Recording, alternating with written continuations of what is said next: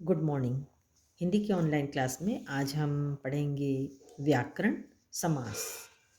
और ये शायद आप लोगों के लिए नया टॉपिक हो क्योंकि 6 क्लास में मैंने आपको पढ़ाया नहीं था। तो हो सकता है आप लोग संधि पढ़े हों और समास ना पढ़े हों। तो चलिए हम पढ़ते हैं समास। सबसे पहले इसकी परिभाषा देखते हैं कि समास एक्चुअली में होता क्या है। तो जब दो या दो से अधिक शब्द मिलकर एक सार्थक शब्द बनाते हैं, सार्थक मतलब जिसकी कोई मीनिंग हो, तो इस प्रक्रिया को समास कहते हैं। इस प्रकार समास का अर्थ है संक्षेप या संयोग, या दो से दो अधिक शब्दों को मिलाकर एक कर देना।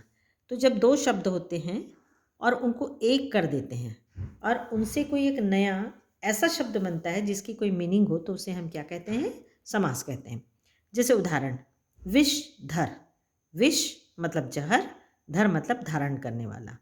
तो विषधर किसको बोलते हैं? हम सर्प को बोलते हैं। रसोई घर, रसोई मतलब किचन, और घर मतलब जगह जहाँ रसोई के लिए जहाँ खाना बनता है उसे रसोई घर कहते हैं। तो उम्मीद है कि तुम्हें ये समझ में आ गया होगा कि समास होता क्या है। अब समास विग्रह। समास विग्रह मतलब होता है समस्त पदों को तोड़ना। जैसे अपन संधि विग्रह पढ़े थे हमने कि जो दो शब्द हैं, मतलब जो एक शब्द है उसको तोड़ना, तो समस्त पदों को तोड़ना अर्थात अलग अलग करने की क्रिया को समास विग्रह कहते हैं। जैसे राष्ट्र प्रेम। राष्ट्र प्रेम मतलब होता है हमारे देश के लिए प्रेम। अब इसका कैसे विग्रह करेंगे? राष्ट्र के लिए प्रेम।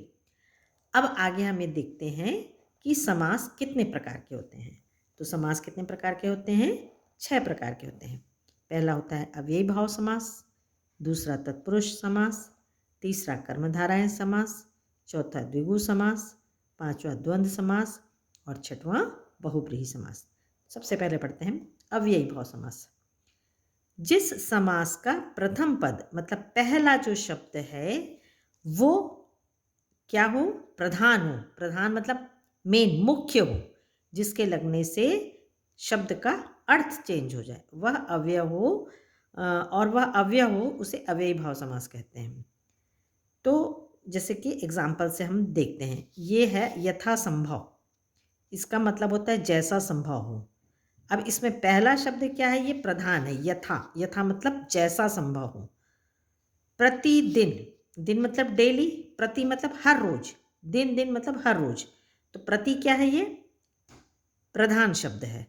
तो जैसे खाली दिन बोलने से हम एक दिन समझते हैं, प्रतिदिन बोलने से क्या हो जाएगा? हर रोज।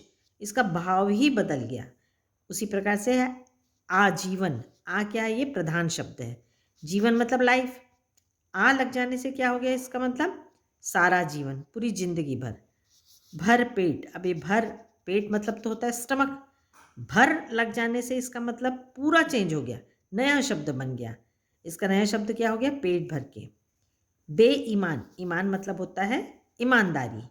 और यदि इसके आगे हम बे जोड़ देते हैं प्रधान शब्द, तो ये क्या हो गया? बिल्कुल इसका अर्थ ही बदल गया। बेईमान मतलब जो डिसऑनेस्ट है।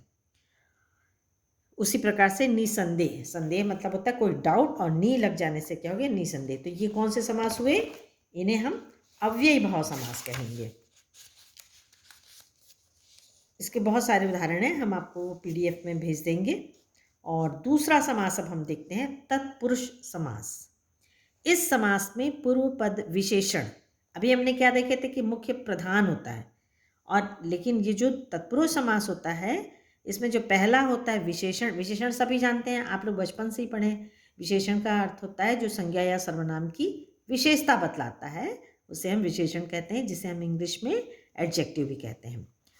समास करने पर दोनों शब्दों के बीच के संबोधन कारकों की विभक्तियों को छोड़कर शेष कारकों की विभक्तियों का लोप हो जाता है। अब इतना लंबा चौड़ा आपको नहीं समझेगा, उसका मैं शॉर्ट में बता रही हूँ कि जो बीच का शब्द होता है वो क्या होता है? गायब हो जाता है। जैसे जोड़ने वाले शब्द होते हैं। अब इसको मैं एग्जाम्पल बताऊंगी तो आपको बहुत अच्छे से समझ में आ जाएगा कि जैसे एक पहला हम देखते हैं, एक एग्जाम्पल मुंह मांगा या मनचाही देख लेते हैं। मन से चाही। अब इसमें पहला जो है क्या बोल रहा है? विशेषण है, और दूसरा प्रधान होता है। माल गाड़ी, ये आपको अच्छे से समझ में आएगा। माल गाड़ी, अब गाड़ी मतलब क्या हो गया, ये गाड़ी क्या है आपका दूसरा प्रधान है, और माल क्या है सामान, सामान के लिए गाड़ी, माल के लिए गाड़ी। अब इसमें जो जोड़ने वाले जो दो शब्द हैं माल के लिए गाड़ी, ये नहीं होते हैं, तो ये इसकी एक पहली विशेषता है। राष्ट्र प्रेम, राष्ट्र के लिए प्रेम, अब ये जो बीच का के लिए है ये गायब है। मुंह मांगा, मुंह से मांगा हुआ, अब इसमें ये से है ये गायब है। बुद्धिहीन, बुद्धि से हीन, ये शब्द से गायब है। शिव भक्त, शिव का भक्त, तो यहाँ का गायब है। मतलब जो जोड़ने वाले जो दो शब्द होते, जोड़ने वाला जो शब्द होता है वो क्या होता है, लोप हो जाता है। लोप मतलब गायब हो जाता है। राजमहल, राजा का महल, अब क्या गायब हो गया यहाँ का। घुड़सवार, घोड़े पर सवार, ये पर गायब हो गया। पेट दर्द, पेट में दर्द, तो जहाँ पर जो विभक्ति होती है, जो बीच में जोड़ने वाले शब्द हैं वे नहीं रहते हैं, और पहला शब्द क्या होता है विशेषण होता है, और दूसरा प्रधान होता है, उसे हम क्या कहते हैं तत्पुरुष समास। अब चलिए हम पढ़ते हैं तीसरा शब्द। इस शब्द में ये ऐसे दो शब्दों का मेल होता है जिसमें एक विशेषण होता है। विशेषण आपको मालूम है, जैसे मैंने अभी पहले बताई विशेषता।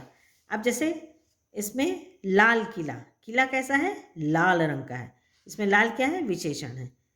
अंधविश्वास, विश्वास कैसा है अंधा है। महाराजा, राजा कैसा है महान, महान क्या है विशेषण। प्रधानाचार्य, आचार्य क्या है प्रधान, तो ये क्या है विशेषण है। घनश्याम, अब घन कैसा है बादल, श्याम काला है बादल, मतलब कृष्ण के जैसा। मृग लोचन, लोचन मतलब होता है आंखें, आंखें किसके जैसी हैं मृग के जैसी हैं। चरण कमल, चरण किसके जैसे हैं कमल की तरह सुंदर है, तो ये कमल क्या है इसका विशेषण है, और इसमें मृग क्या है विशेषण है। घन क्या है श्याम क्या है विशेषण है। तो इस तरह जो पहला एक कोई विशेषता बतलाता है तो इसे कर्मधाराएं समास कहते हैं। चौथा होता है द्विगु समास, ये बड़ा सरल सा आसान सा है, इसको आराम से समझ में आ जाएगा आपको। जिस समास में पूर्व पद संख्यावाचक हो, मतलब पहला जो है उसमें कोई संख्या दी रहेगी, तो उसे आप आराम से समझ जाना कि द्विगु समास कहते हैं। और संख्या ना भी हो तो समूह ग्रुप हो तो उसको आप समझ जाओगे। जैसे त्रिभुज, त्रि मतलब तीन भुजाएं, चौराहा चार राहें, सतसई मतलब सात दोहों का संग्रह, नवग्रह मतलब नौ ग्रह 9, पंचतत्व पांच तत्व, अठन्नी आठ आना, वैसी नवरात्र, और ये सब क्या हैं आपके द्विगु समास होते हैं। नवरात्रि, त्रिकाल, त्रिनेत्र, पंचवटी, ये सारी चीज़ें द्विगु समास में आती हैं। उसके बाद होता है द्वंद्व समास। द्वंद्व समास में जिस समास में पूर्व तथा उत्तर दोनों प्रधान होते हैं, मतलब अभी तक हमने पढ़े कि एक प्रधान है या एक विशेषण है, द्वंद्व में दोनों प्रधान होते हैं और बीच में जो जोड़ने वाले शब्द होते हैं और या ये दोनों नहीं रहते हैं। जैसे माता पिता, इसको आप ऐसे आसान भाषा में मैं आपको समझाऊं तो ये जोड़ी वाले शब्द होते हैं। जैसे माता पिता, अब यहाँ पर जो जोड़ने, दोनों माता भी प्रधान है पिता भी प्रधान है, और दोनों को जोड़ने वाला और नहीं है। या फिर इसको हम ऐसे भी समझ सकते हैं कि ये जोड़ी वाले होते हैं, जैसे माता पिता, गंगा यमुना, थोड़ा बहुत, हार जीत, सीताराम, गुरु शिष्य, दिन रात, सुबह शाम, सुख दुख, ये सब जोड़ी वाले शब्द होते हैं, वो द्वंद्व समास कहलाते हैं। आखिरी है बहुब्रीहि समास। जिस समास के समस्त पद आगे पहला और दूसरा दोनों कोई भी प्रधान ना हो, लेकिन दोनों के अर्थों का वाचक न होकर कोई तीसरा अर्थ समझ में आ जाए। इसका मैं और आसान में आपको समझाऊं कि ऐसे शब्दों का मेल होता है जिससे नया ही शब्द बन जाता है। मतलब कुछ दो अलग अलग शब्द होते हैं, लेकिन जब दोनों को मिलाया जाता है तो कोई तीसरा ही शब्द बन जाता है। जैसे चार भुजाएं हैं जिसकी, चतुर्भुज, तो चतुर्भुज किसको बोलते हैं विष्णु भगवान को। महावीर, महान वीर, कौन है महावीर, महावीर बोलने से ही समझ में आ जाता है, महावीर मतलब हनुमान जी। त्रिलोचन, त्रिलोचन बोलने से समझ में आ गया शंकर भगवान। गिरधर, गिरधर मतलब कृष्ण भगवान। और उसी प्रकार से आप पीताम्बर कृष्ण भगवान, दशानन, दशानन बोलने से समझ में आ जाता है जिसके 10 सिर हैं, मतलब रावण। नीलकंठ, नीलकंठ बोलने से जिसका कंठ नीला है मतलब शंकर भगवान। और लंबोदर, जिसका उदर लंबा है मतलब गणेश जी। आपको हम इसका पीडीएफ भेज देंगे और कुछ आपको क्वेश्चन करने के लिए देंगे। Thank you.